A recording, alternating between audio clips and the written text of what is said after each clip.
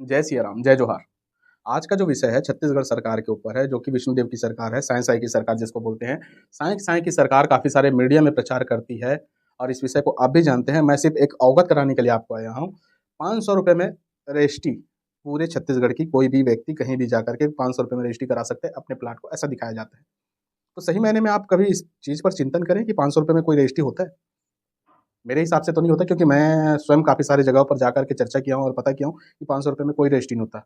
सिर्फ़ और सिर्फ़ एक विषय को जो कि मेरे मुझे समझ में आया और कुछ व्यक्तियों से चर्चा करने के बाद समझ में आया कि जो 2 भाई हैं, जैसे कि एक पिता का 2 पुत्र हैं, आपस में यदि बँटवारा लेते हैं पिताजी से, तो उन भाइयों का रजिस्ट्री 5-500 रुपए में हो जाएगा।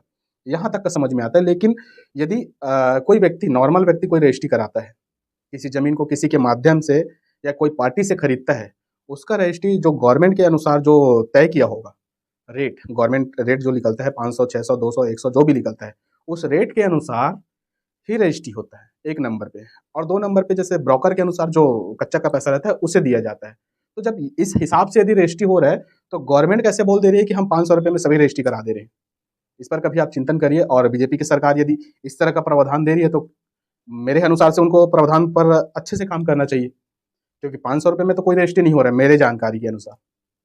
और यदि हो रहा होगा, तो आप कमेंट के माध्यम से बताइए, जो दर्शक देख रहे हैं वो।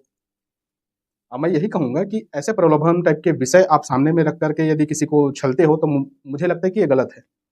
क्योंकि किसी भी व्यक्ति को यदि आप आश्वासन दे रहे हैं, तो उस आश्वासन पे आप खरा उतरिए। चाहे वो बीजेपी की गवर्नमेंट हो, चाहे वो कांग्रेस की गवर्नमेंट हो।